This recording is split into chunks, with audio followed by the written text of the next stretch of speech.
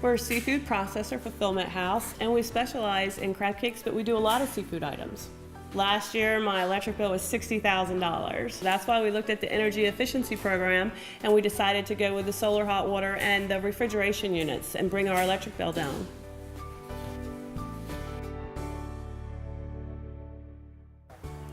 Hi, I'm Dean Fisher, Program Manager with the Maryland Energy Administration, where our mission is to promote affordable, reliable, clean energy.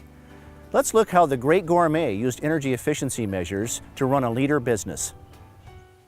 Explain the upgrades to your refrigeration units. Well, we recently just upgraded all the controls, which really saved me a lot of money. I just got my first power bill, and it was lower, and it's summertime right now, and I really expected to get an increase, and instead I got a decrease, so I can't wait to see what the rest of the year is like. Rami, she's saving money. Can you explain the technology of how this is occurring? Sure. Refrigeration equipment is very energy intensive. The compressors outside and the evaporator units inside cycle as if it were 95 degrees all year. The facility uses about 500,000 kilowatt hours a year, and about 50% of that is attributed for the refrigeration equipment.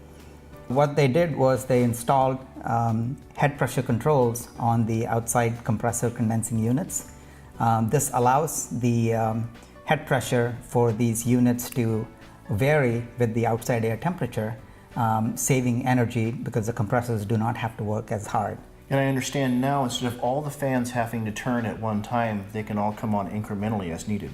Yes. There are solid state controls on the evaporator fans also that allow them to run only when there is refrigerant going through the piping inside. So when the compressors outside turn off, the evaporators also turn off at the same time. That's great, and we're estimating that these upgrades will save $10,000 a year, which probably makes you pretty happy. It does. That's $60,000 in 6 years. I think that's just wonderful. I see you've installed a solar water heating system on your roof. I have. We use a lot of hot water here, and sanitation is a really big part of our day-to-day operation. We were also able to add a new filtration system that pulls out all the sediments and gives us the purest water possible. Wow, great. George, can you explain how this works? Yes. We have a closed loop system behind us that encompasses 8 panels. The panels are fed from a tank below the roof that has distilled water in it. The distilled water is pumped to the roof cold, gets heated by the sun, and then goes back down into the storage tanks. Would you like to take a look? I'd love to. Dean, this controller tells the panels on the roof that water is coming up. The water will go up to the roof, come back heated through these 2 pipes right here through the heat exchanger. The heat exchanger is transferring the heat over to the water that's stored in these 2 120-gallon tanks. The water is not always going to be the right temperature, especially in the winter when it's cloudy outside. So when the business needs hot water for the dishwasher or whatever, it comes over to this tankless electric hot water heater, which raises it in order to meet the needs of the dishwasher or any place else in the building.